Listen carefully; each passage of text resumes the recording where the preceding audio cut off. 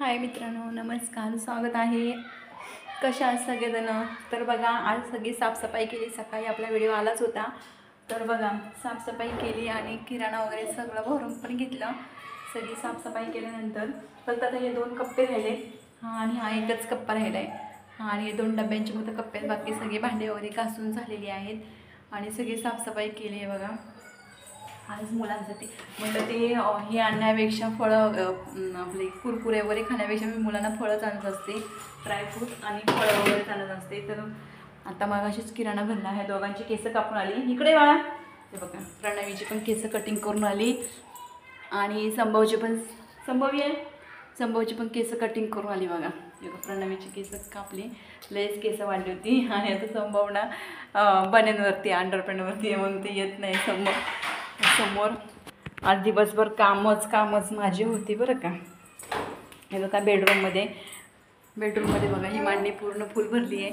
बघितली का? ही मांडणी पूर्ण भरली आहे आणि इकडे ते कपडे वाळत नाही म्हणून बेडरूममध्ये रशी बांधली आहे मी. कांदे वगैरे सगळे साफ करून घेतले आणि पोटमाळ्यात टाकलेत बघा हंडे. हे बघा, वरती बघा पोटमाळ्यात लावलेत हंडे इकडे बेडरूममध्ये.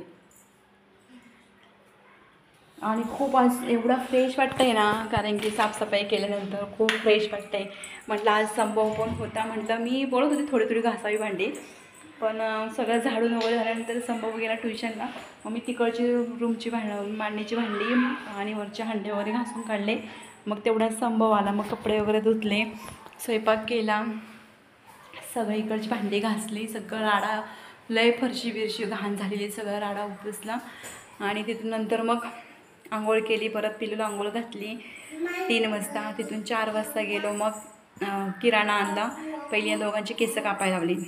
संभवची इकडं सलूनमध्ये केसं कापली आणि पिलूची नेली पार्लरमध्ये केसं कापायला. दोघांची केसं कटिंग केली. त्याच्यानंतर मग गेली, किराणा भरला. किराणा भरल्यानंतर तिथून पुढे गेले, जरा फळं घेतली मुलांना.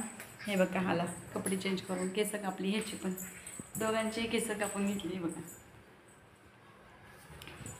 कारण की दर महिना मी केस कापायचे वेगळं. ही पण दाखवायला आली बघा केस कापली वगैरे. आज दिवस कसा गेला निघून काय कळलंच नाही बघा. आता म्हणता लयच कंटाळा आला आहे, तर म्हटलं खिचडी भात करते. मी पण एकदम पूर्ण थकून गेली आहे. मी माझ्यासाठी काहीच करत नाही बरं का. माझ्यासाठी मी काहीच नाही. मी फक्त जगते ना, माझ्या मुलांसाठीच जगते आणि त्यांच्यासाठीच सगळं करते. मी माझ्यासाठी कोणतीच गोष्ट घेत नाही. पार्लरमध्ये केस कटिंग करायला गेलं तेव्हा पार्लरमध्ये म्हणत होती, तुम्हाला फेशियल करायचं आहे का, अयो हे करायचं का ते करायचं. म्हटलं माझ्याकडे तेवढे पैसेच नाही फेशियल करायला किंवा केस वगैरे कटिंग करायला, हेअरस्टाईल करायला